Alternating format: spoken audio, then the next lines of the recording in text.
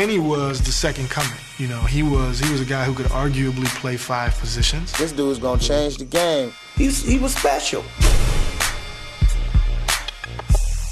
A number 3 lottery pick in the '93 draft, Anthony Penny Hardaway didn't waste any time getting started. He led Orlando to the finals in only his second season. At 6 feet 9 inches tall, he drew comparisons to another magical point guard. But Penny had his own thing. And he had a pair of signature kicks and a trash-talking sidekick to prove it. Talent-wise, it's no doubt about him being special. This guy's 6'7", 6'8", man. And people have forgotten, you know, some of the stuff he did. His ability to move around the court and his vision and his ability to elevate it as well was just fun to watch. You couldn't stop Penny. He could play with his back to the basket. He shoot the jumper. He was explosive. He could jump out of the gym. Come on, man. You don't get a 6'8" point guard that could jump. Penny is one of those evolutionary stories because every product is so different. First, Penny was a fantastic shoe. It was a more conventional shoe. And it had a wing on the side and it combined Zoom Air and Max Air. But it was a beautiful design and a very striking design. The bubbled up Nike on swoosh on the side and the 1 cent on the back. That's gotta be one of the sickest logos, the one with the, it looked like a penny, but it had the big one going through it. It's a nice little logo, Penny.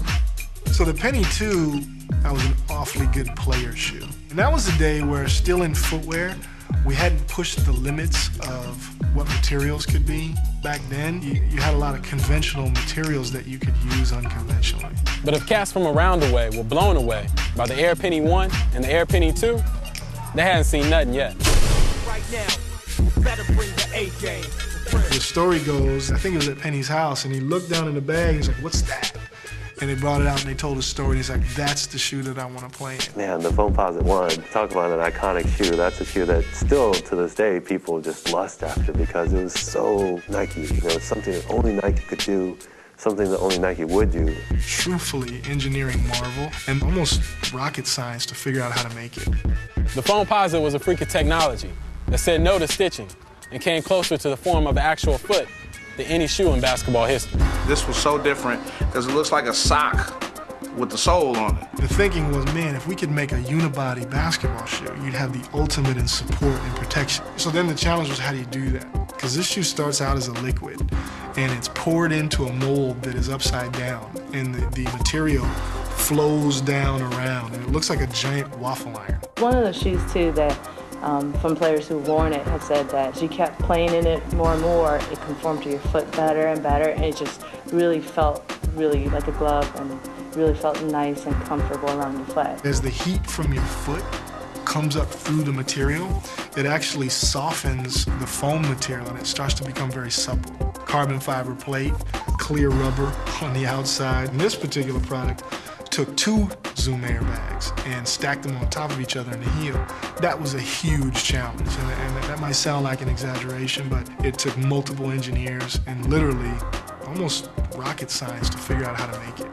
You know, Nike has always been good at attaching test shoes on certain teams during the NCAA tournament at the right time. When you watch Arizona play, a lot of times you'll see 20 different shoes on the team. Lou Olson, I think he was willing to let those guys express themselves and wear what they want. You know, they're sneakerheads. You know, Lou is one of our first relationships in the NCAA field. And his thing is, look, if that makes you happy, fantastic. And he gives the players a lot of freedom to express their personality. The Foamposite is a perfect example when Mike Bibby wore that. I love Arizona. Mike Bibby. Bibby. Right, yeah, Bibby. Miles Simon wore it as well. Bibby was the one who was known for it. Man, dude, drop it. Miles Simon could not miss it. It takes a certain guy to wear this kind of shoe, and Mike is definitely that guy. The visibility you get during the NCAA tournament, especially the Final Four, you know, and you're gonna get a lot of shoe shots. You know, people will always remember, oh man, yo, that's the shoe Arizona got on. And you know how they are on the streets. They don't call it the Foamposite, they call it, yo, that's some Wildcats. That's Arizona, that's Mike Bibby, you know. They weren't quite as radical as Michigan, but I'd say they were a little bit of the West Coast Michigan, where when they showed up, they were going to have something spectacular. And particularly those years, they had such great teams, you know, that the Foamposite was a perfect fit for that. And when you're going to come with a shoe like this, you know, which is, you know, works perfectly with Penny Hardaway's uniform, but with navy blue, red, and white, you wouldn't think a coach would go for that, and he was all over it. But Penny was a huge business. You had the best comedian with the best commercial and unbelievable shoes.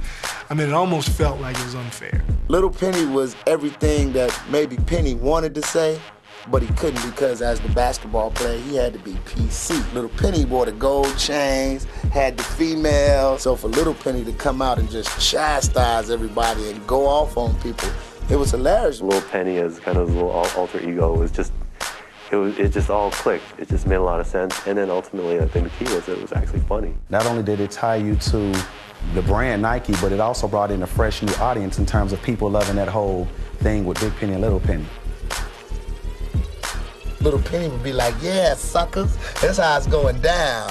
I'm killing everybody out here. Nobody can mess with me. Look how pretty I am. That's what we wanted to hear, man. Because that's what we did. We talk crazy. You got on some fresh kicks, you let the world know.